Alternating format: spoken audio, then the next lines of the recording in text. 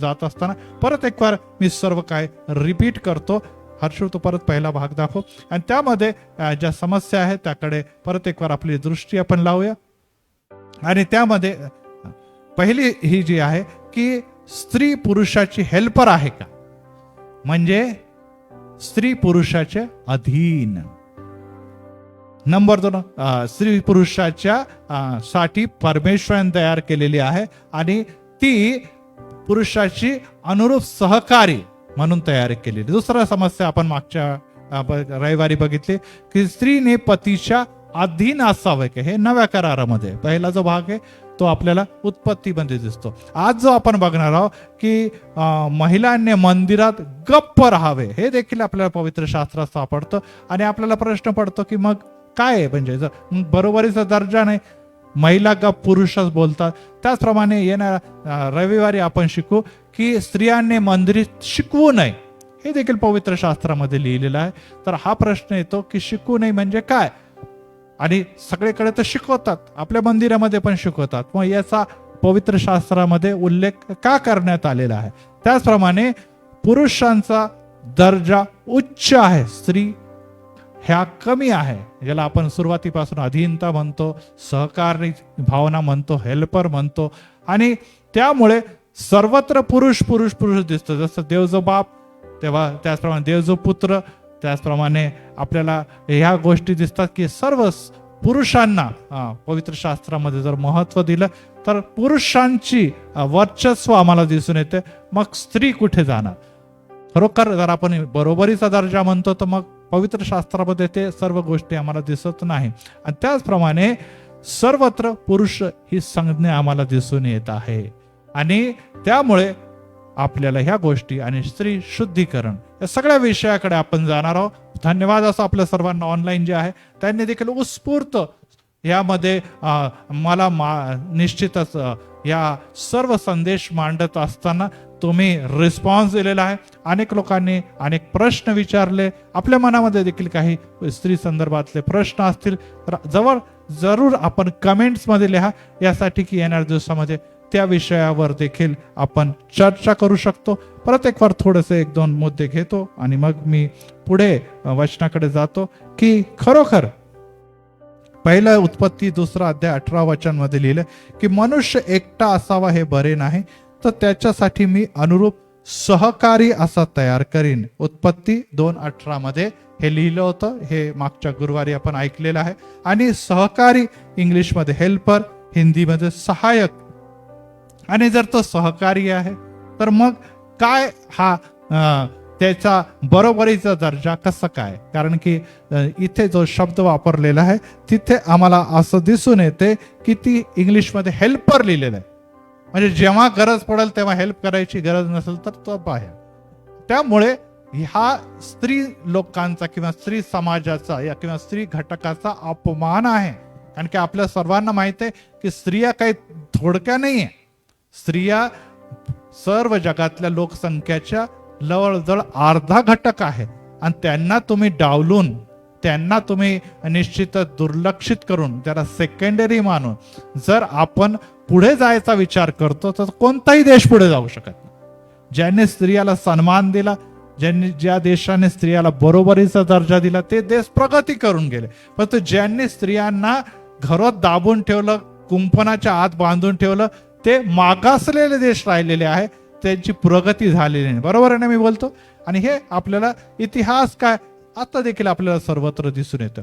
परंतु त्याच वेळेस मी तुम्हाला 2 शास्त्र वचन वाचून दाखवले होते की मी आपली दृष्टी पर्वताकडे लावतो, मला सहाय्य कुठून प्राप्त होणार. आकाश व पृथ्वी याचा निर्माण करता जो परमेश्वर, इसपासून मला सहाय्य प्राप्त होते. आणि 2 सहाय्य इथे आलेले आहे. आणि त्या सहाय्याच्या शब्द जागेत कोणता शब्द वापरला, एजेर है ना, एजेर. आणि हाच एजेर शब्द आता इथे मी जो वाचलाय त्यामध्ये सहकारीसाठी काय शब्द वापरलेला आहे, एजेर. आणि परमेश्वर स्वतःला सहाय्य करणारा म्हणतो, एजेर म्हणतो. तर मग निश्चित स्त्रीसाठी जर एजेर वापरला तर स्त्रीला कसा काय खालचा दर्जा दिला. परमेश्वर तर आकाश व पृथ्वीचा निर्माण करता. परमेश्वर जो आहे त्याच्याकडे दृष्टी लावली तर तो सहाय्य पुरवतो, आणि तो स्वतःला जर एजेर म्हणतो आणि स्त्रीला जर एजेर असं नाव किंवा संज्ञा देतो, तर याचा अर्थ हा कुठेही निघत नाही की त्याला कमी लेखलं जातं. त्याच वेळेस मी आपल्याला आणखीन एक सांगितलं होतं की एक शिला उभारली गेलेली आहे, आणि त्याचं नाव काय लिहिलं होतं? काय नाव लिहिलं होतं शमूएल मध्ये? एबेनेझर. विसरू नका. मी म्हणून काही गोष्टी रिवाइंड करतो की विसरतील तुम्ही. एबेनेझर, आणि एबेनेझरचा अर्थ आहे की परमेश्वराने इथपर्यंत मला सहाय्य केले. परमेश्वराने इथपर्यंत मला सहाय्य केले. ही शमूएलाने उभारलेली एक शिला होती, जी आज पण इस्रायलमध्ये आहे. मागच्या आपण एपिसोड मध्ये ते बघितलेलं आहे. आणि जर एबेनेझरचा एजेर कोण आहे? एबेनेझरचा एजेर कोण आहे? परमेश्वर आहे. आणि यामध्ये सहायकारी कोण आहे? एजेर आहे. म्हणजे स्त्रीला परमेश्वर आपण म्हणत नाही, परंतु निश्चितच ती खालच्या दर्जाची असल किंवा कमी दर्जाची असल असं देखील आपण म्हणू शकत नाही, कारण की एजेर हे परमेश्वराने स्वतःसाठी उपयोगात आणलेली, वापरण्यात आणलेली संज्ञा अशी आहे. आणि त्यामुळे ती स्त्रीला जर तो देत आहे तर स्त्रीचा हा सन्मान आहे. Praise the Lord. हा सन्मान आहे, तिला कमी लेखण्यात आलेलं नाही. आणि यामुळे मी मागच्या विषयामध्ये पॉइंटमध्ये तोच घेतलेला होता की women's as the men's helper. तर हेल्पर नाही, तर ती काय? सहचारणी आहे. आणि त्यामुळे दोघांचा दर्जा काय आहे? समान असा आहे. दुसरा पॉइंट जो मागच्या आपण रविवारी बघितलंय की पत्नीने आपल्या पतीच्या अधीन असावे का? Is wife to submit to their husband. खरोखर सबमिट हा शब्द आलेला आहे, अधीन असावे का? आणि अधीन म्हटल्यानंतर गुलामी, लोकांना असं वाटतं ती माझी गुलाम, हा शब्द याच्या प्रकारे येतो. आणि त्यामुळे मी तिथे शिकवत असताना आपल्याला काही मुद्दे सांगितले की निश्चितच पवित्र शास्त्र कधी देखील स्त्रीला गुलाम असं म्हणत नाही. गुलाम असं म्हणत नाही, तर स्त्रीला एक महत्वाचा दर्जा त्याने दिलेला आहे. आणि त्यामध्ये आपल्याला असं दिसतं की स्त्री याच्याबद्दल की परमेश्वराची सर्वोत्तम रचना स्त्री आणि पुरुष आहे, त्यामध्ये स्त्री ही परमेश्वराची निर्मिती आहे. आणि त्यामुळे तिची जबाबदारी ही आहे, तिच्यावर अनेक जबाबदाऱ्या आहे. आणि जबाबदाऱ्या ज्या पाळतात त्याला काय शब्द वापरलेला आहे? अधीनता. आणि स्त्रीला जसं मी मागच्या वेळेस आपण सांगितलेलं आहे की अनेक जबाबदारी देत असताना परमेश्वराने एक अधिकार दिलाय की जा फलद्रूप व्हा आणि पूर्ण पृथ्वी. जर संपूर्ण पृथ्वी ग्रासा, तर याचा अर्थच हा आहे की या दोन्ही काम स्त्रीच्या शिवाय होऊ शकतात का? नाही. फलद्रूप कसं होणार? पडतो पुरुष कसा फलद्रूप होणार? नाही, स्त्रीच लागणार आहे. पृथ्वीवर सगळीकडे प्रसारित व्हा, कसं वाढणार? स्त्रीच्या द्वारेच. आणि सगळ्यात महत्वाची गोष्ट की त्या स्त्रीच्या द्वारेच जगाचा तारणारा प्रभू येशू ख्रिस्ताचा देखील जन्म झाला. Praise the Lord. जर स्त्रीला कमी लेखण्यात आलं असतं, स्त्रीच्या मातृत्वाला कमी लेखण्यात आलं असतं, स्त्रीच्या द्वारे जगावर आशीर्वाद याला जर कमी लेखला असतं, तर मग त्या देवाने स्त्रीच्या उदरी जन्म घेतलाच नसता. आणि त्यावरून ही बाब दिसते, जरी ती देवी नाही, तरी ती देव नाही, तरी देखील ती सन्मानित असे आहे. आणि त्यामुळे अधीनता याच्याबद्दल मी अर्थ शिकवत असताना तुम्हाला सांगितलं होतं की निश्चितच अधीनतामध्ये आदर आहे, भय बाळगणे आहे. आणि त्याच वेळेस मी तुम्हाला सांगितलं की स्त्रीला कोणाचा दर्जा दिलेला आहे? मंडळीचा दर्जा दिलेला आहे, वधूचा दर्जा दिलेला आहे. आणि पुरुषाला कोणाचा दर्जा दिलेला आहे? निश्चितच प्रभू येशू ख्रिस्ताचा जे वर आहे तो. आणि वर लवकरच येत आहे. आणि वधूमध्ये आता कोण आले? स्त्री पण आले आणि पुरुष पण आले. आता पुरुष स्वतःला कसं म्हणा, अरे मी काय वधू आहे काय? म्हणजे निश्चितच जेव्हा स्त्री म्हटली गेली, जेव्हा वधू म्हटली गेली, तर त्याच्यामध्ये स्त्री तर आलीच आली, पण पुरुष पण आलेले आहे. आणि त्यांना घ्यायला प्रभू येशू ख्रिस्त म्हणजे वर येणार आहे. आणि अशी जर संज्ञा, अशी जर अधीनता जर मंडळीला प्रभू येशू ख्रिस्ताची अधीनता दिलेली आहे, तर निश्चितच काय सांगतो मंडळी प्रभू संत पाऊल, तशाच प्रकारची अधीनता, आज्ञापालन जसा मंडळी प्रभू येशू ख्रिस्ताची करते, तसंच तुम्हाला आणि मला देखील ख्रिस्तामध्ये आपल्या पतीचे आज्ञाधारक बनवून जर तुम्ही सेवा केली तर कोण आशीर्वाद देणार आहे तुम्हाला? देव आशीर्वाद देणार आहे. आणि ज्याच प्रकारे मंडळी आज्ञाधारक राहिली तर कुठे घेऊन जाणार आहे? अंतराळात घेऊन जाणार. त्याचप्रमाणे स्त्री देखील त्या घराला स्वर्ग बनवणार आहे. Praise the Lord. मंडळी कुठे जाणार आहे? स्वर्गात. आणि घराला स्वर्ग बनवणार स्त्री. जर व्यवस्थित असेल तर घर स्वर्ग, व्यवस्थित असेल तर घर नरक बनवणार. दोघांमध्ये दोघंही काम करू करण्यात मध्ये स्त्रीचं मोलाचं योगदान आहे. आपल्या सर्वांना सांगायची गरज नाही. व्यवस्थित स्त्री असेल, पत्नी आहे, घरची सर्व प्रकारची व्यवस्थित काळजी घेते, तर घरच स्वर्ग बनून जात. परंतु त्याच्या विपरीत जर घडलं तर मग त्या घराचं, त्या मुलांचं, त्या संसाराचं ही वाट लावल्याशिवाय राहत नाही. आणि त्यामुळे मूर्ख स्त्री घर काय करते? स्वतःच्या हाताने नष्ट करते, असं नीतिसूत्रामध्ये देखील लिहिलेलं आहे. आणि अशा प्रकारचे दोन आपण निश्चितच एपिसोड बघितल्यानंतर आता तिसऱ्या महत्वाच्या एपिसोडकडे येत आहोत. आणि तिसरा महत्वाचा एपिसोडकडे आपण वळत असताना महिलांनी मंदिरामध्ये गप्प राहावं का? आपल्याला स्क्रीनवर दिसत आहे की are women to be silent in church. Title मध्ये आपण द्यायचं must women be silent in church. आणि हे कोणी इतरांनी स्टेटमेंट केलं? हे पवित्र शास्त्रामध्ये लिहिलेलं एक वचन आहे. आणि आपण पवित्र शास्त्राकडे जाऊया आणि आपलं पहिलं करिंथ हे काढून ठेवूया, कारण की मॅक्झिमम आपल्याला पहिले करिंथ याचा 14वा अध्यायामध्येच सर्व काही सापडणार आहे. त्यामुळे पहिले करिंथ याचा 14 अध्याय आणि यामध्ये वचन 34 याकडे आपण जाऊया. आणि ज्या कोणाला सापडलं त्यांनी कृपया वाचावं.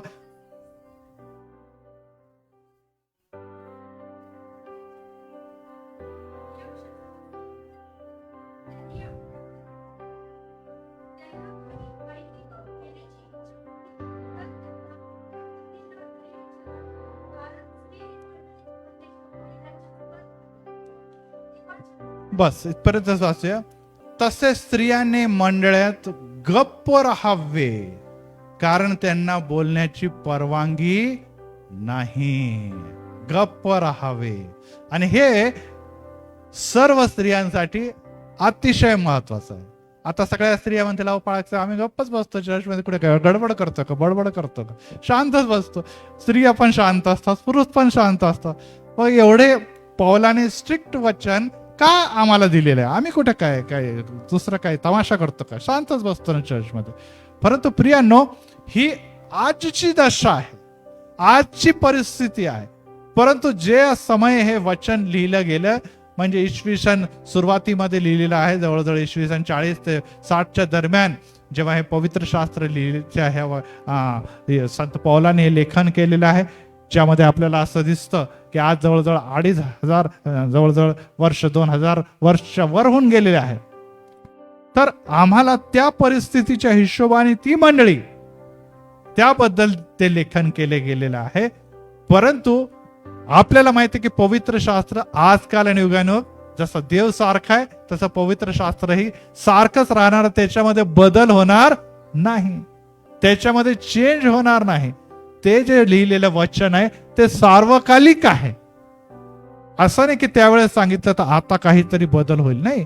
नियम जे पवित्र शास्त्रामध्ये, कारण की त्यांनी स्पष्ट लिहिले असं नियमशास्त्रात सांगितल्याप्रमाणे आहे.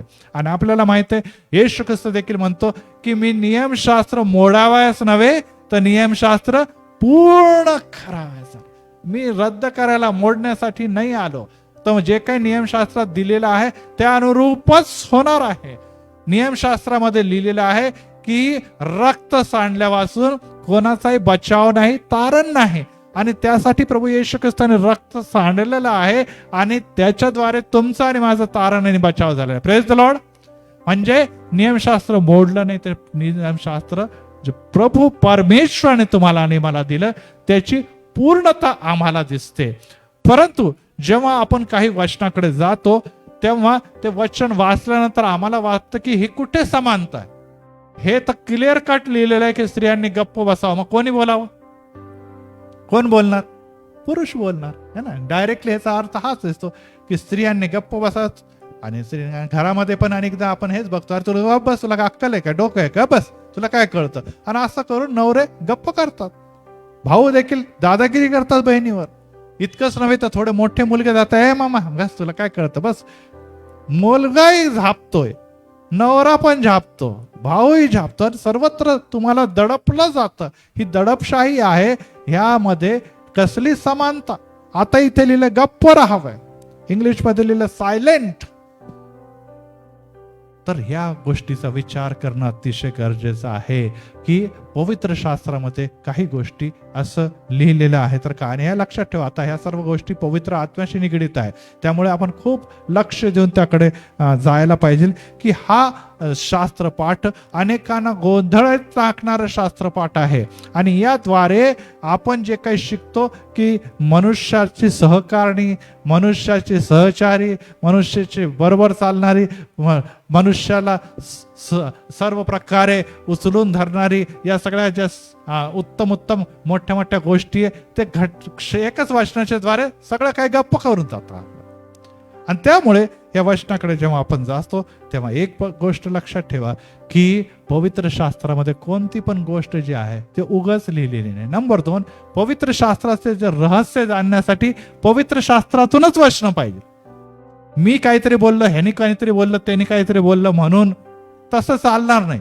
जर आपल्याला गप्प राहण्याच्या संदर्भात काय कारण आहे हे जर जाणून घ्यायचं आहे तर आपल्याला काही गोष्टी इतिहासात जाऊन किंवा पवित्र शास्त्रात जाऊनच त्याचा अभ्यास करणं गरजेचं आहे. आणि ही बाब आपण जाणून घेणं सर्वात महत्वाचं आहे. आणि हा जो शिष्टाचार आहे, ही जी सभ्यता आहे की स्त्रियांना सन्मान द्यावा, स्त्रियांना आदर द्यावा, स्त्रियांबरोबर प्रीतीने वागावं, स्त्रियांबरोबर प्रेमाने वागावं, सौम्यतेने वागावं, ह्या गोष्टीला छेद देणारं असं वचन ते दिसतं. आणि त्यामुळे आज देखील काही मंडळे असे आहे जिथे स्त्रियांना बोलण्याचा अधिकार नाही. मी यासाठी हे वचन घेतलेले आहे की आज देखील काही मंडळांना अशा आहे, काही मंडळांमध्ये सिद्धांत असे आहे की स्त्रियांनी गप्प राहायचंय, स्त्रियांनी बोलायचं नाही. पुरुषच हे संदेश पण देतात, पुरुषच वचन पण वाचतात, पुरुषच प्रार्थना पण करतात. स्त्रियांनी घरी जाऊन जे काय ते आपल्या पतीशी बोलावं, कारण की इथे देखील असं लिहिलेलं आहे. आणि यासाठी आज आपण या वचनाचा अभ्यास करत असताना काही गोष्टीकडे दृष्टी लावूया. 1 पेत्र 2 अध्याय 17 मध्ये उघडून ठेवा तुम्ही. 1 पेत्र 2:17 यामध्ये जाण्याच्या अगोदर काय पार्श्वभूमी आहे ते देखील आपल्याला लक्षात घेणं गरजेचं आहे. आणि त्यामध्ये जर आपण या शास्त्रपाठाचं टायटल बघितलं, तो उघडून ठेवा, परंतु या शास्त्रपाठाचं टायटल बघितलं तर उपासनामध्ये सुव्यवस्था असण्याची आवश्यकता. 1 कोरिंथ 14व्या अध्यायामध्ये हा जो परिच्छेद आलेला आहे त्यामध्ये मंडळीची सुव्यवस्था असण्याची आवश्यकता. आता सुव्यवस्था राखण्याची किंवा शांती राखण्याची जबाबदारी नुसती स्त्रियांची आहे का? पुरुषांची पण आहे ना. स्त्रियांनी शांत बसायचं, पुरुषांनी गडबड करायची. मग मंडळीमध्ये सुव्यवस्था कशी राखली जाईल? आणि ही सुव्यवस्थाबद्दल आपण अभ्यास देखील करणार आहोत. आणि ही सुव्यवस्था राखण्याचं किंवा त्यामध्ये गडबड होण्याचं एक प्रमुख कारण हे आहे की पहिल्या मंडळीमध्ये पवित्र आत्मा उतरून आलेला होता. आपल्याला माहिती आहे प्रेषितांच्या कृत्यांमध्ये आपल्याला दिसतं पेंटिकॉस्टच्या दिवशी काय झालेलं आहे, पवित्र आत्मा उतरला. आणि पवित्र आत्मा उतरताच त्या लोकांनी काय केलं, भिन्न भिन्न भाषामध्ये बोलू लागले. आणि भिन्न भिन्न भाषामध्ये जेव्हा ते उपकार व स्तुती करू लागले, शेजार पाजारचे सगळे लोक गोळा झाले आणि त्यांनी काय म्हटलं, अरे दिवसापणे पिऊन गोंधळ घालताय. आलं लक्षात? हा. आणि त्यामुळे 2 कोरिंथकडे जेव्हा आपण दुसऱ्या प्रेषितांच्या कृत्य यामध्ये जेव्हा आपण जातो तेव्हा आपल्याला तिथे तेच गोष्ट दिसून येते. आणि 2 अध्याय वचन 12 आणि 13 बघा. कसा? प्रेषितांचे कृत्य 2 अध्याय 12 आणि 13. तेव्हा ते सर्वजण जे शेजार पाजारचे होते, ज्यांनी आवाज ऐकला, ते धावत आले आणि सर्वजण विस्मित होऊन गोंधळून जाऊन म्हणाले, हे काय असेल, हे काय चाललंय इथे मंडळीमध्ये, गडबड गडबड. इतके दिवस तर शांत बसून बसून आराधना करत होते. आणि तेव्हा ते एकमेकांची चेष्टा करत म्हणाले, हे द्राक्ष रसाने मस्त झालेले लोक आहे. मग आता तिथे काय घडत होतं सांगा बरं? काय काय असं होतं ज्यामुळे सर्व लोक त्याची चेष्टा करू लागले, सर्वजण गोंधळून गेले? काय घडलं असेल तिथे सांगा? काय करत होते लोक? प्रार्थना तर करत होते, परंतु ते काय होते, अन्य अन्य भाषामध्ये देवाची स्तुती आणि गौरव आराधना करायला लागले. आणि अशी भाषा जी आहे ती सगळ्या लोकांनी म्हटलं, अरे ती ही आमची भाषा, काही म्हणे हे ह्या देशाची भाषा आहे, ह्या देशाची. म्हणजे ती भाषा विविध देशांची भाषा होती. कोणालाच कळत नव्हतं काही, परंतु स्तुती स्तवन चालू होतं. बरोबर आहे, कोणालाच काही कळत नव्हतं, कारण की ती एक नाही तर तिथे आपण बघितलं अनेक देशांचे नाव पण लिहिलेले, अनेक प्रांतांचे नाव, तिकडची भाषा ते बोलत होते. आणि त्यामुळे ऐकणारे लोक गोंधळले की प्रकार तरी काय, अरे बाबा एक हिब्रू तर हिब्रू बोला, इंग्रजी तर इंग्रजी बोला, ग्रीक तर ग्रीक बोला, हे काय 50 प्रकारच्या भाषा बोलायला लागले. आणि तिथे गोंधळ असा निर्माण झालेला आहे. आणि त्यामध्ये आपल्याला एक गोष्ट दिसते आणि ते आहे वचन. वाचूया 17 वचन, जे योएल मध्ये पण लिहिलेलं आहे आणि योएल 2 अध्याय 28 आणि 32 मध्ये पण लिहिलंय. आणि त्या योएल संदेष्टाच्या वचन परत एक वार पेत्र हा देखील कोट करून म्हणतो. 17वा अध्याय वाचा, प्रेषित 2:17 सापडला का? देव म्हणतो शेवटल्या दिवसात असे होईल की मी मनुष्य मात्रावर आत्म्याचा वर्षाव करीन, तेव्हा तुमचे पुत्र व तुमच्या कन्या संदेश देतील. तुमच्या वृद्धास स्वप्न पडतील. आणि 18 वचन,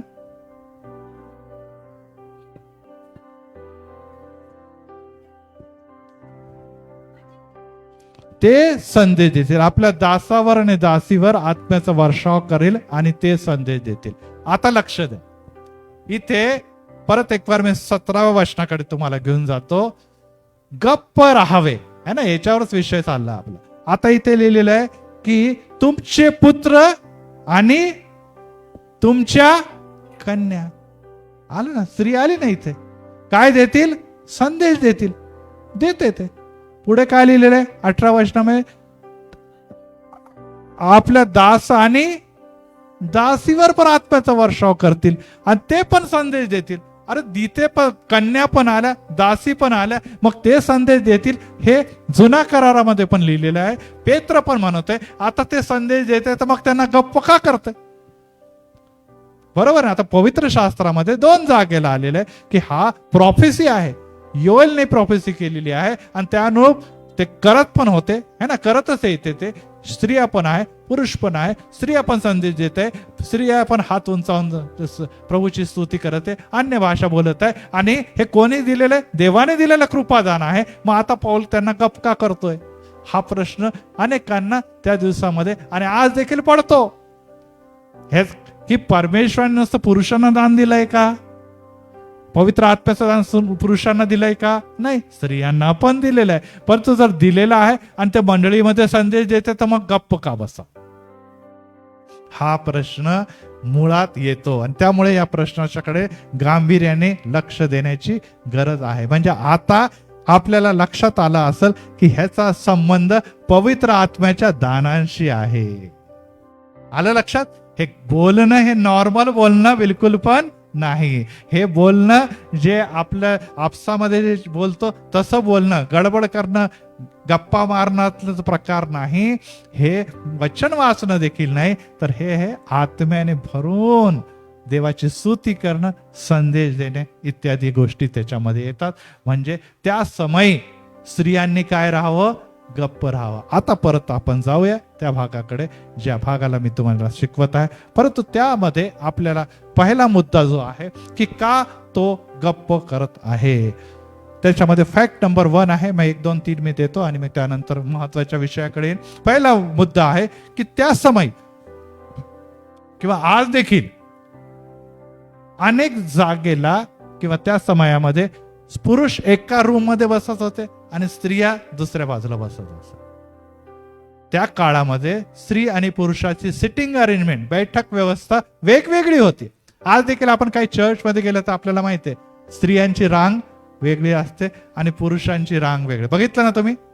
अनेक चर्चेस मध्ये आज देखील ती परंपरा आहे की स्त्रिया वेगळ्या रांगेत बसतात, पुरुष वेगळ्या रांगेमध्ये बसतात. आज देखील आहे. त्या काळामध्ये देखील ती काळाच्या आजवर ती परंपरा चालली की स्त्री वेगळ्या रांगेत बसायची, पुरुष वेगळ्या रांगेमध्ये बसायचे. आणि त्यामुळे काय झालेलं आहे की स्त्री कशी गोंधळ करायची याबद्दल जेव्हा आपण 35व वचन वाचतो, 14:35 वाचा.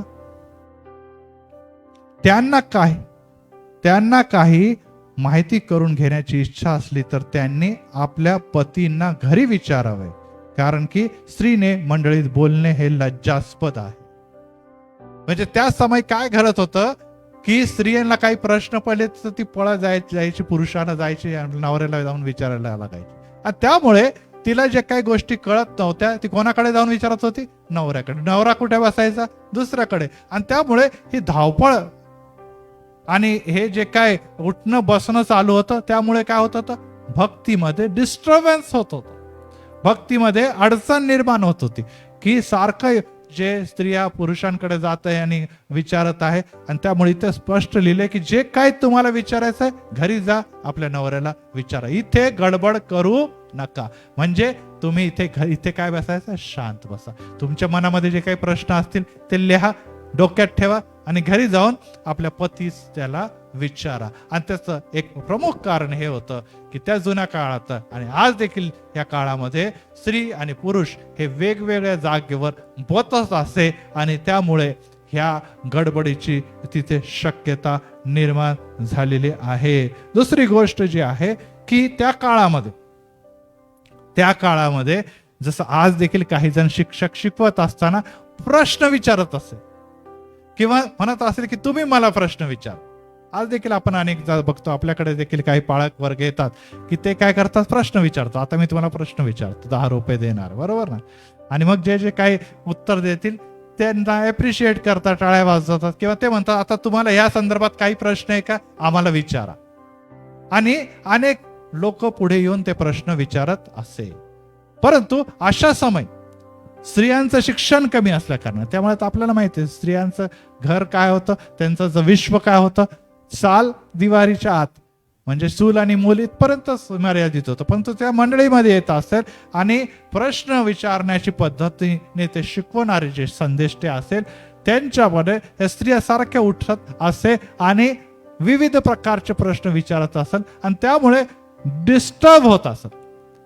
मंडळीमध्ये काय होत होता? डिस्टर्बन्स होत होता आणि त्यामुळे गोंधळाचं वातावरण निर्माण झाल्यामुळे शिकवणारा योग्य प्रकारे शिकू शकत नव्हता. यामुळे कदाचित ह्या शब्दाचा उल्लेख आला असेल की बाबा तुम्हाला काही असेल प्रश्न निश्चितच तुम्ही विचारा, तुमचा पती हा शिकलेला आहे, वचनात आहे, प्रार्थनेत आहे, तुम्ही घरी जाऊन त्यांना विचारा. आणि अशा प्रकारचं एक मत पुढे आलेलं आहे. परंतु याबरोबरच आपल्याला आता महत्वाच्या विषयाकडे जायचं आहे आणि तो तिसरा जो मुद्दा आहे, पहिला मी सांगितलं काय? सिटिंग अरेंजमेंट, वेगवेगळ्या ठिकाणी बसत असेल. नंबर 2 काय लिहिलेलं आहे की प्रश्न उत्तर या पद्धतीने ते स्टडी शिकवत असे आणि त्यामुळे गोंधळ. आता तिसरा महत्वाचा मुद्दा करता आपण 1 कोरिंथ याचा 14वा अध्याय याकडे जाणार आहोत आणि त्यामध्ये काही गोष्टी परत एक बार सुरुवातीपासून मागे काय लिहिलेलं आहे त्यापासून आपण पुढे जाणार आहोत की का गप्प राहावे हे सांगितलेलं आहे. तर जाऊया 26व्या वचनापासून. तर बंधुजन मग काय, तुम्ही उपासना करता जमतात तेव्हा तुमच्यापैकी प्रत्येक जण कोणी स्तोत्र गाणारा, कोणी शिक्षण देण्यास, कोणी प्रगटीकरण सांगण्यास, कोणी भाषेतून बोलण्यास, तर कोणी तिचा अर्थ सांगणारा तयार असतो आणि सर्व काही उन्नतीसाठी असावे. आता लिहून घ्या तुम्ही. यामध्ये काही कृपादानांचा वापर इथे केला गेलेला आहे. ज्याला आपण म्हणतो की आत्म्याची कृपादाने हे काय आहे, ओजस, गिफ्ट ऑफ होली स्पिरिट. आत्म्याची कृपादाने. आणि आत्म्याची कृपादाने किती आहे? नसल तुम्हाला लक्षात तर लिहून घ्या, कारण की हे पवित्र शास्त्रामध्ये लिहिलेलं आहे. आत्म्याची कृपादाने आणि मग आत्म्याची फळे हे अनेक लोकांना माहीत नसतं. आणि त्यामुळे आपल्याला जेव्हा प्रश्न विचारला जातो, अनेक पाळक वर्ग येतात, ते म्हणतात सांगावं, तर आम्हाला उत्तर देता येत नाही, कुठे लिहिले आम्हाला माहीतच नाही. आणि त्यामुळे आपल्याला प्रत्येक गोष्टी हे शिकून घ्यायला पाहिजे, कारण की ह्याच्याच मध्ये उत्तर समावलेलं आहे. आणि त्यामध्ये या स्क्रीनवर आपल्याला दिसत आहे की किती दिसत आहे फळे बघा. आत्म्याचे कृपादाने 9. किती आहे? 9. आणि ते 9चे 9 जर आपल्याला हवे असेल तर आपण जाऊया मागे आणि 12वा अध्यायामध्ये मागे जाऊया. 14वा अध्यायाच्या अगोदर 12वा अध्याय. पहिले करीत 12वा अध्याय आणि वचन 1 2 3 4 नंबर टाका. नंबर टाकूया. वचन 8 पासून पुढे. हा, मी 1 2 3 4 5 6 असं काउंट करणार आहे. दुसरा दाखव त्याच्यातलं दुसरा पाठ. ह्याच्यामध्ये पहिलं आहे, एखाद्याला आत्म्याच्या द्वारे ज्ञानाचे वचन. पहिला कृपादान काय होतं? ज्ञानाचे वचन. याचा अर्थ काय की पवित्र आत्म्याच्या द्वारे जे ज्ञान प्राप्त झालेले ते ज्ञानाने भरून काय करणार आहे? लोकांना प्रवचन देणं. जसं मी तुम्हाला प्रवचन देतो, तर आत्म्याने भरून प्रवचन देणं हे देखील काय? आत्म्याचं कृपादान आहे. नंबर 2 आहे, एखाद्याला आत्म्यानुसार विद्येचं दान. नंबर 2 लिहिलं, मिळालं सगळ्यांना?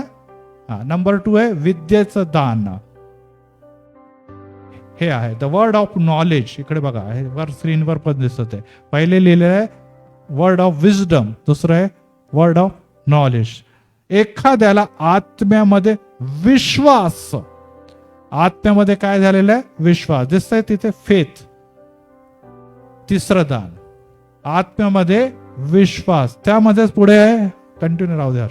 त्याच्यामध्ये एखाद्याला आत्म्यामध्ये निरोगी करण्याचं कृपादान. 4. चौथा काय लिहिलेलं आहे? निरोगी करण्याचं दान. म्हणजे काय झालेलं? वर्किंग ऑफ मिरेकल्स, चमत्कार. 4 नंबर. 5 नंबरवर अद्भुत कृत्य करण्याचं शक्ती. अद्भुत करण्याची शक्ती नंबर 5. त्याच्यानंतर लिहिलंय 6 वर गेले तर संदेश देण्याची शक्ती. संदेश म्हणजे प्रॉफेसी, भविष्यवाणी ही करण्याची शक्ती. प्रॉफेसी मिळालं त्याच्यात 6. त्याच्यानंतर आत्मे ओळखण्याची शक्ती 7. 8व्यावर विविध भाषा बोलण्याची संगीत, ज्याला टंग्स म्हणतो आपण, है ना, भिन्न भिन्न भाषा. आणि 9व्यामध्ये एखाद्याच्या भाषाचा अर्थ सांगण्याची शक्ती. परत एक तर मी 1 2 3 4 5 9 लिहून घ्या किंवा मार्क करा. पहिलं कोणतं आहे? ज्ञानाचे वचन. दुसरं विद्येचे दान. तिसरं विश्वास. चौथं निरोगी करण्याचे दान. 5वं अद्भुत कृत्य करण्याचे दान. 6 संदेश देण्याचे. 6 आणि ते आत्म्य ओळखण्याची शक्ती, विविध भाषा बोलण्याची शक्ती आणि भाषांचा अर्थ सांगण्याची शक्ती. आता मंडळीमध्ये हे 9 दान काम करत होते आणि आज देखील करत आहे. आज देखील करत आहे. आता ह्या दानांच्या बद्दल ह्या सर्व गोष्टीचा परिच्छेद येतो आणि त्यामुळे आपण लक्षात ठेवा की गडबड इथे होत होती, यामुळे होत होती. आणि परत एकदा मी 14व्या अध्यायाकडे तुम्हाला घेऊन जातो. आता तुम्हाला ह्या सगळ्या गोष्टी दिसून आलेल्या कळायला सगळ्यांना. इतक्या गोष्टी मंडळीमध्ये त्या काळामध्ये काय होत्या? परमेश्वराच्या पवित्र आत्म्याच्या द्वारे उतरून आलेल्या होत्या. आणि अशा समय वचन 27 सांगतं की भाषा बोलायला एक तर बोलणारे 2 किंवा 3 असावे, अधिक नसावे, व त्यांनी आळीपाळीनी बोलावे.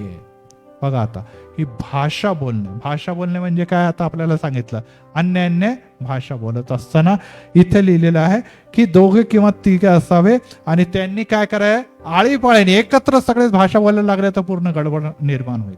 त्यामुळे दुसरी गोष्ट आहे भाषामध्ये काय होतं ते संदेश देत असत. आता या सर्व गोष्टी मी ऑलरेडी बघितलेल्या आहे, अशा मंडळांमधून मी गेलेलो आहे. त्यामुळे एकच गोष्ट लक्षात ठेवा की अन्य भाषामध्ये, लक्ष द्या माझ्याकडे, अन्य भाषामधून काय केलं जातं, प्रोफेसी केली जाते. आणि ती प्रोफेसी जी आहे, ज्याला आपण संदेश हा शब्दाचा अर्थ आहे प्रवचन देणे नाही. प्रवचन देणे वेगळं, मी बोलतोय त्याला संदेश देणं नाही म्हणत, त्याला काय म्हणतो आपण, काय म्हणतो, प्रवचन देणं, लेक्चर आहे ते. परंतु संदेश देणं म्हणजे काय, प्रोफेसी. प्रोफेसी अन्य भाषामध्ये जेव्हा प्रोफेसी दिली जाते तेव्हा वचनामध्ये काय लिहिलेलं आहे, एकाने त्याचा अर्थ सांगावा. कारण की तो समजा लॅटिन मध्ये बोलत आहे, तो हिब्रू मध्ये बोलत आहे, तो ग्रीक मध्ये बोलत, कोणत्या भाषामध्ये तो प्रोफेसी देणार. मग बाकीच्या लोकांना काय कळणार, आपल्याला कळलं का ती भाषा, नाही. मग आता ती भाषा जर कळाली नाही तर प्रोफेसी काय आहे, भविष्यवाणी काय, कोणालाच कळणार नाही. मग तिथे दुसरं दान कामी येत असेल की एक जण काय करत असतं, त्याचं ट्रान्सलेशन, त्याला इंटरप्रिटेशन म्हणतो, ते करत असे. आणि तिथे काय लिहिलेलं आहे, एकाने त्याचा अर्थ सांगावा.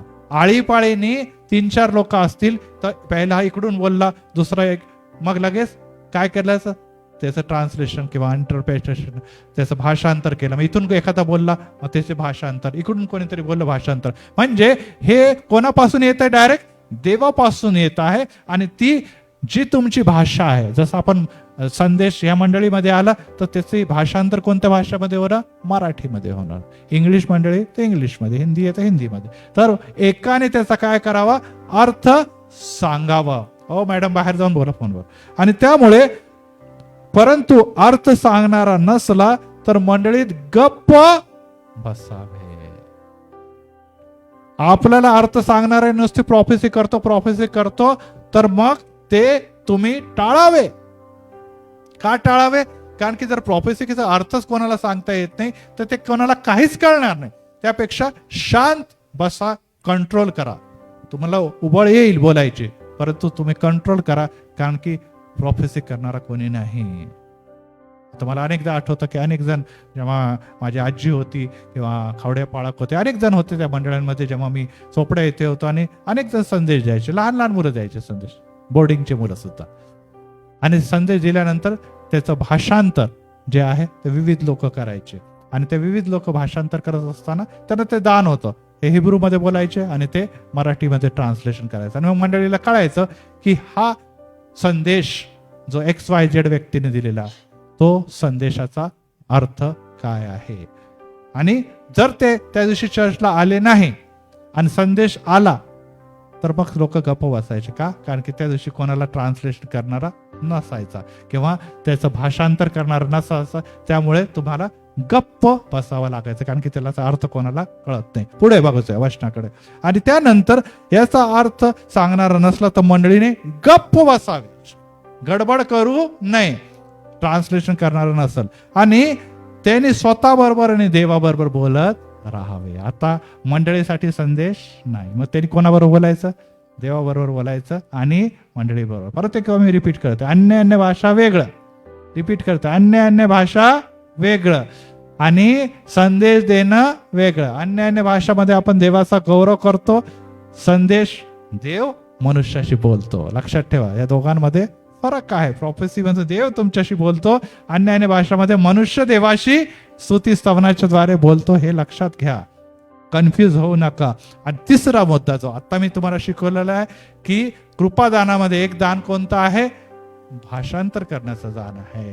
तर ते काय करताय, आता भाषांतर करताय आणि ते सांगत आहे. आता पुढे बघा, परंतु 28, संदेश देणाऱ्या दोघांनी किंवा तिघांनी बोलावे आणि इतरांनी निर्णय करावा.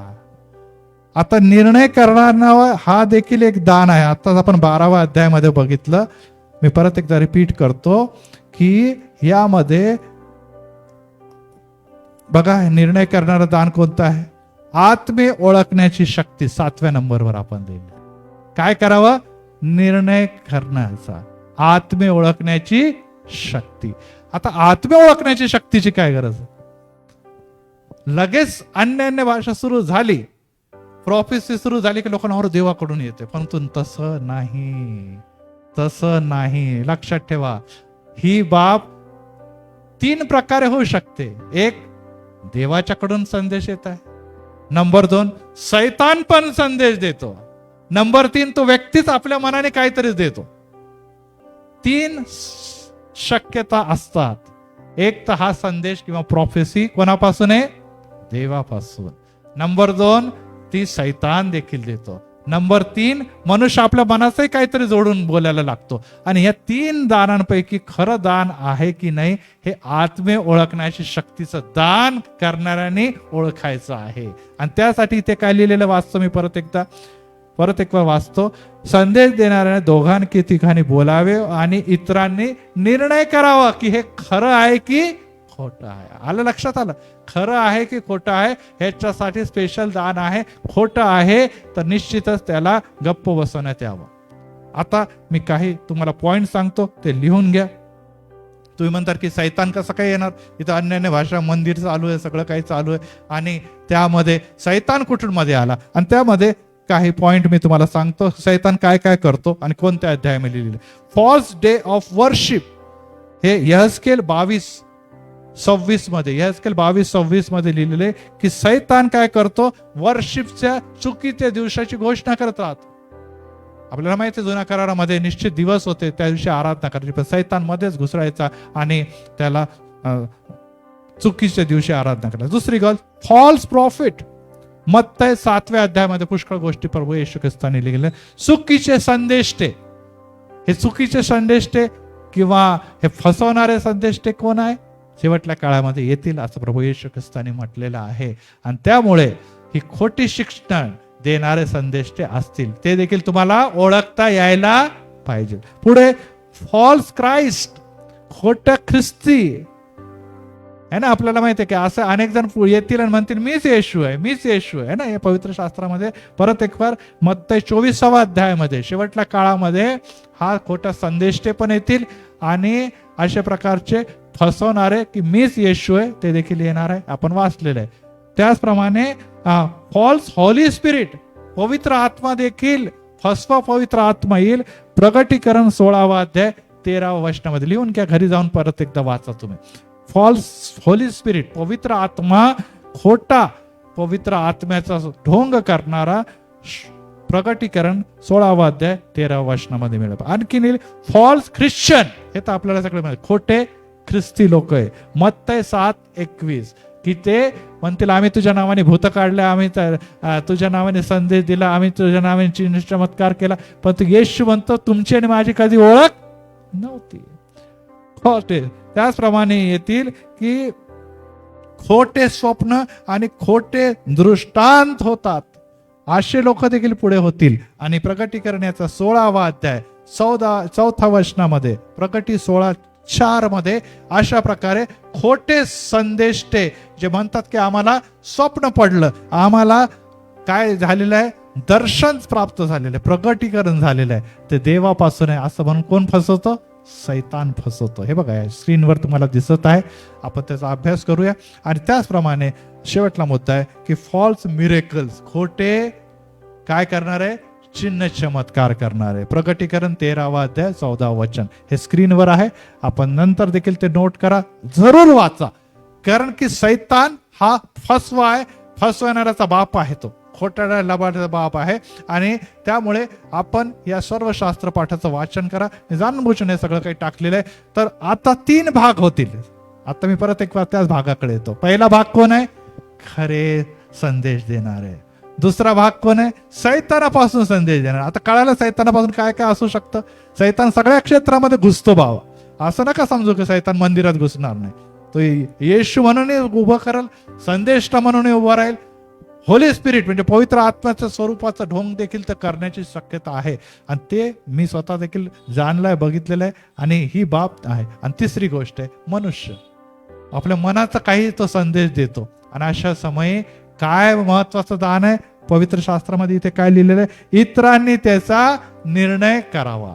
कारण की जर खोटं खोटं काहीतरी यायला लागलं आणि निर्णय करणारा कोणीच नसला तर काय होईल? मंडळी बहकवली जाईल. लोक म्हणतील की खरं देवापासून आलं, देवापासून आलं, देवापासून पवित्र आत्मा बोलला, परंतु ते खोटं असेल, तो सैतान पण असेल किंवा मनात काहीतरी तो संदेश ठोकत असेल, तर काय होणार, त्याच्याद्वारे देवाचे कार्य, सेवा आणि पवित्र आत्म्याच्या कार्यामध्ये अडखळण निर्माण होईल. त्यासाठी काय लिहिलेलं आहे, इतरांनी त्याचा निर्णय करावा. आणि इतरांपैकी कोणी ना काही प्रकट झाले तर बोलणाऱ्याने उगेच राहावे.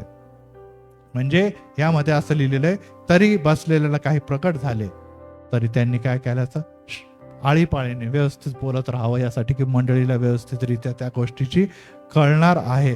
संदेष्टा, अंडरलाईन करा, संदेष्टाच्या आत्मे संदेष्टाच्या स्वाधीन असतात. एजेर, इथे परत शब्द काय आला, एजेर. संदेष्टाचे आत्मे संदेष्टाच्या स्वाधीन असतात. काही काही लोक संदेश द्यायला लागले की 2-3 लोक एकत्र बोलायला लागतात, तर त्यामुळे तुम्हाला कंट्रोल देखील करता यायला पाहिजे. असं नाही की मला येतं अन्य भाषा सुरूच झाले बोलतच. अनेकदा मी अनेक अशा मंडळांना बघितले, बोलतच चाललेले, तास झाला, पाऊण तास झाला, भक्ती संपायची वेळ ते थांबतच नाही. आणि अशा अवस्थेमध्ये मग काय होतं की सगळं जो काही चर्चची भक्ती ती डिस्टर्ब होते आणि त्यांना नियंत्रित करता यायला पाहिजे. आणि ही बाब परमेश्वराचं वचन आम्हाला सांगतं की संदेश त्यांचे आत्मे हे खोटे आत्मे नाही आहे, खरेच असतील, परंतु तरी देखील त्यांनी नियंत्रणामध्ये ठेवण्याचा देखील त्यांना कृपादान प्राप्त झालेले आहे. कारण देव अवस्थेचा माजविणारा नाही, तर तो शांतीचा देव आहे. गोंधळ करणारा, हे ते गोंधळ नाही म्हणणार याला, परंतु अनियंत्रित पवित्र आत्म्याचं जेव्हा कार्य सुरू होतं तेव्हा कशी परिस्थिती निर्माण होते, मी आता सुरुवातीलाच तुम्हाला सांगितलं की प्रेषितांच्या कृत्यामध्ये झालं आणि लोक येऊन म्हणतात, अरे काय चाललेले, काही कळत नाही, काही नाही. तर देव निश्चितच कोणालाही काही कळू नये अशा भाषेमध्ये कधी देखील बोलत नाही. प्रत्येकाला कळावं यासाठी देवाने 2 गोष्टीची तरतूद केलेली आहे. पहिले, जे काही बोलत आहे त्याचं काय करत आहे, भाषांतर करणारं कृपादान ठेवलं. हे काय बोलतो तो खरं आहे की खोटं आहे ते जाणण्यासाठी देवाने कोणतं दान दिलेलं आहे, त्याच्यासाठी कोणतं दान दिलेलं आहे, आताच मी तुम्हाला सांगितलेलं आहे की त्याच्यासाठी निर्णयाचं दान, व्हॅल्युएशनचं दान, किंवा हिंदीमध्ये डिस्टिंग्विश, इंग्लिशमध्ये असा शब्द वापरलेला आहे, याचं दान दिले. परखणे, हिंदीमध्ये लिहिले परखणे का दान, म्हणजे खरोखर खरं बोलतोय की खोटं, परख करण्याचं दान हे दिलेलं आहे. आलं लक्षात? आता पुढे काय होईल बघा. मग मंडळीत अशी रीत आहे की स्त्रियांनी मंडळीत गप्प राहावा. आता ह्या विशेषकडे मी वळत आहे आणि त्याकडे आता तुम्ही विशेष करून लक्ष द्या. आता घडतं काय की जेव्हा संदेश कोण देऊ शकतं, पुरुष पण देऊ शकतात आणि स्त्रिया पण देऊ शकतात. कारण की लिहिलं शेवटला काळा मानव मात्र वर्षा करेल आणि मी स्त्रियाही संदेश देते, पुरुष पण संदेश देत आहे. आणि त्यामुळे ही बाब देखील लक्षात ठेवा की पुरुष संदेश देते, स्त्री देत नाही, हे निश्चितच चुकीची बाब आहे. 12व्या अध्यायामध्ये जेव्हा आपण जातो तेव्हा आपल्याला ही बाब आणखीन लक्षात येते की खरोखर स्त्रियांना देखील ते दान प्राप्त होतं. आणि ती बाब आपण लक्षात घेणं अतिशय महत्वाचं आहे की हे कृपादान नुसतं पुरुषालाच नव्हे तर स्त्रीला देखील प्राप्त आहे. आणि त्यामुळे ह्या बाबीकडे जेव्हा आपण लक्ष देतो तेव्हा आपल्याला एक गोष्ट दिसून येते की स्त्रिया देखील दान भाषा बोलत असताना आता इथे काय घडत आहे की एकाने, पुरुष किंवा स्त्रीने संदेश दिला, एकाने त्याचं काय लिहिलं, ट्रान्सलेशन केलं. आता तिसरा पक्ष काय करणार आहे, त्याची तपासणी करणार आहे. त्याला काय म्हणतो आपण, परखणे का दान. आणि त्यामध्ये काय होतं की कधी समजा पुरुषाने संदेश दिला आणि पुरुष म्हणजे तो पती आहे आणि पत्नीने परखण्यासाठी बसलेली आहे, तिला परखण्याचं दान आहे. तर आता गडबड काय होईल, समजा पुरुषाने चुकीचा संदेश दिला, म्हणजे नवऱ्याने संदेश दिला चुकीचा, आणि स्त्री आता काय करणार आहे, त्याची तपासणी करणारी आहे.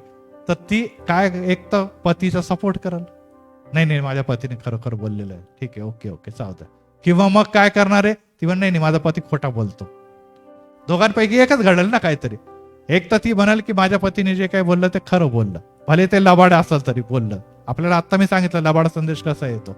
तरी देखील ती बोलली तर काय होणार आहे, ती फसवणूक करेल दानाच्या. आणि जर ती खरं बोलली की माझा पती लबाड आहे, माझ्या पतीने लबाड संदेश दिलेला आहे, आता पतीची चूक नाही, सैतान त्याच्याशी लबाडी बोलला, तर मग मंडळीमध्ये मस्तकाचा अपमान होतो.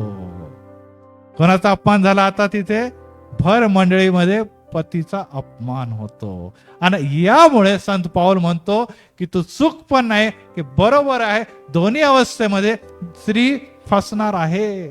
आणि त्यामुळे तिने दोन्ही परिस्थितीमध्ये एका पतीची बाजू घेणे, दुसरी बाजू न घेणे, दोन्ही अवस्थेमध्ये काय होणार आहे, ती चूक ठरणार आहे. आलं लक्षात, चुका ठरणार आहे. एक बाजूला खोटला सपोर्ट करणार, दुसऱ्या बाजूला पतीचा अपमान करणार. आणि दोन्ही अवस्थेमध्ये मंडळीमध्ये या स्त्रीच्या द्वारे काय होणार आहे, देवाच्या आत्म्याचा काय होणार आहे, किंवा देवाच्या वचनाचा अपमान होणार आहे. त्यासाठी स्त्रीने गप्प बसावे. त्यासाठी स्त्रीने काय करावं, गप्प बसावे. कारण की नवऱ्याचा मान नव्हे तर ती देवाचा मस्तक म्हणून जो नवरा आहे तिचा सन्मान करत नाही. मग आता तिने काय करावं, तिने का गप्प बसावं, वचन पुढे ते सांगतं की मग तिने काय करायचे, पुढे काय लिहिलं, तिला अधिक जर जाणून घेण्याची इच्छा असली तर त्यांनी घरी जाऊन आपल्या पतीला विचारावं की भाऊ, माझ्या नवऱ्या तू काय खोटं खोटं बोलत होता, मला माहित आहे तू बोलत नव्हतं, सैतानाने बोललं, कदाचित तोही बोलत असेल. आत्ताच मी सांगितलं की तिसरी बाजू काय, स्वतःच्या मनाचंही ठोकायचे ते, तर तू मनाचं ठोकत होता, तू सैतानापासून बोलत होता, तू देवापासून बोलत होता. आणि हे मला कळालेलं आहे, सर्वांच्या समोर सांगत नाही, पण घरी येऊन मी तुला विचारत आहे. Praise the Lord.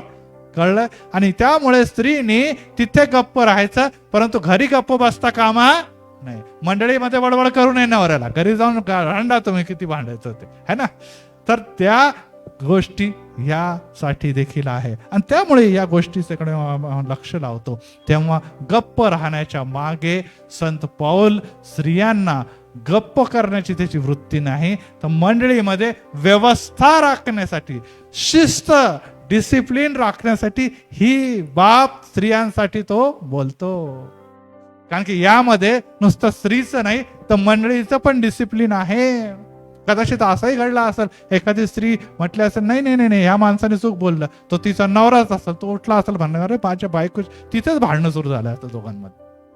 असंही कदाचित काहीतरी तिथे प्रसंग अनेकदा घडले असतील की पुरुषांनी जेव्हा त्याच्या पत्नीने अशा प्रकारे बोललेलं आहे तेव्हा पती चिडलेला आहे, किंवा एका स्त्रीने बोललंय आणि पुरुषाने म्हटलं अरे तू का बोलला. आणि त्या काळामध्ये स्त्री आणि पुरुष मध्ये वाद होण्यापेक्षा स्त्रीने, दाना आहे सगळे काही, त्याचा वापर करा. कुठे लिहिलं नाही, संदेश देण्याच्या बद्दल नो ऑब्जेक्शन, ट्रान्सलेशन करण्याच्या बद्दल नो ऑब्जेक्शन, परंतु पडताळणी करत असताना तिने खरं आणि खोटं हे ठरवता कामा नाही. आणि जर त्याला ठरवायचं आहे तर तिने घरी जावं आणि आपल्या पतीला विचारावं, यासाठी की शांतता पण राखली जाईल, नंबर 2 पत्नीचा मान देखील राखला जाईल. Praise the Lord. Praise the Lord. आणि अनेक लोकांना हे वचन योग्य प्रकारे न कळल्यामुळे ते म्हणतात की संत पौल मंडळीमध्ये स्त्रियांना गप्प करतो, त्यामुळे आता मंडळीमध्ये स्त्रियांनी बोलायचंच नाही, स्त्रियांनी वचन पण वाचायचं नाही, स्त्रियांनी प्रार्थना पण करायची नाही, स्त्रियांनी पुढे येऊन संदेश पण द्यायचे नाही, अन्यान्य भाषा पण बोलायची नाही, काहीच करायचं नाही. कारण की संत पावलांनी म्हटलं गप्प बसा, घरी जा नवऱ्याला विचारा. आपण जर लग्न नाही झालं त्यांनी काय करावं, हा प्रश्न आलाच ना मग तिथे. किंवा जे विधवा आहेत त्यांनी काय करावं.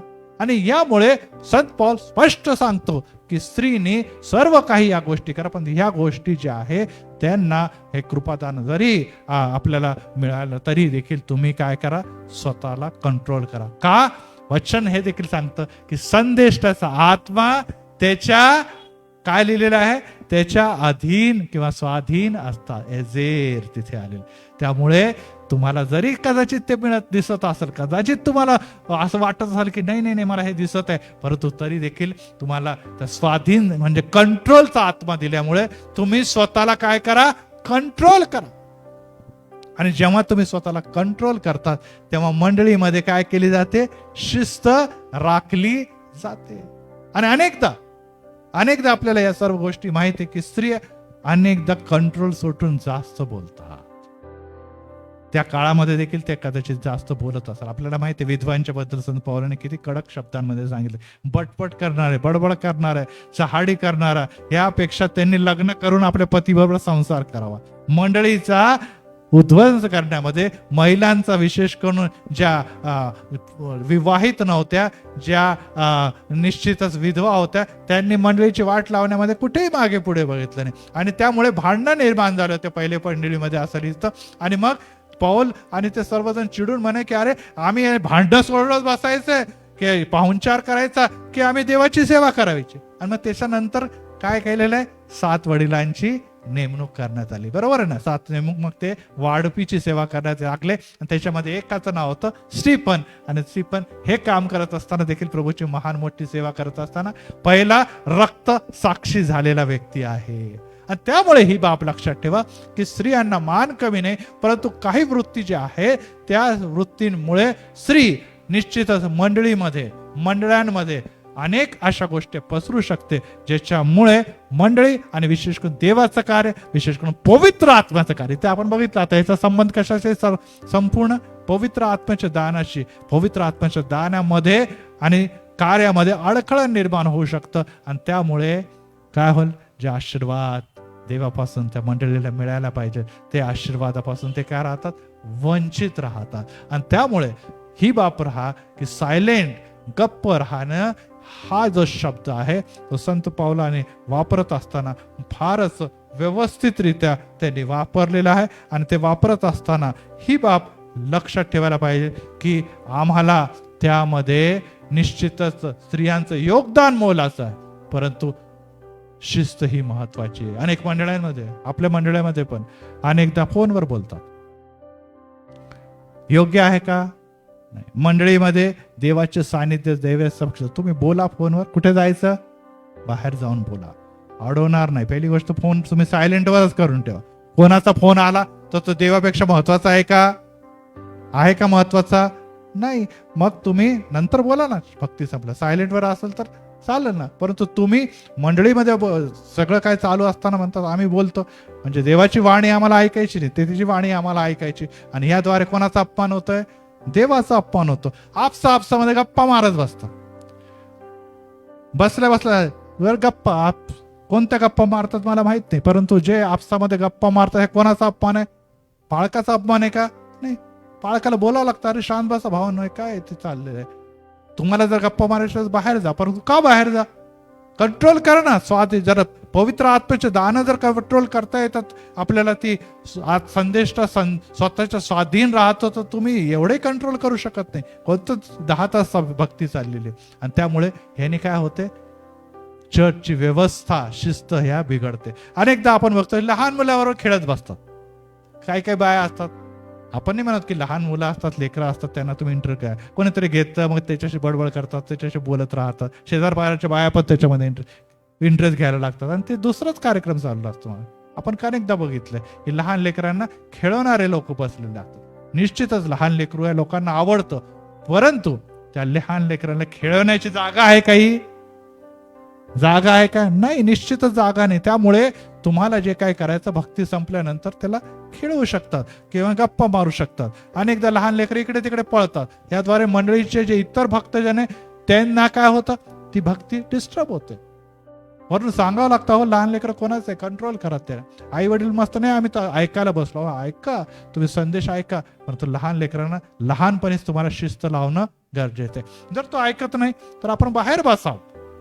लहान लेकराला बाहेर बसवा, बाहेर खेळवा. जेव्हा तू मॅच्युअर होईल तेव्हा आत या, परंतु तुमच्या ह्या लहान लेकरामुळे भक्ती डिस्टर्ब होता कामा नाही. आणि ही देखील शिस्तीचा एक भाग आहे. त्याचप्रमाणे अनेक जण पाय ठेवून वर बसतात, वर पाय असतात त्यांचे.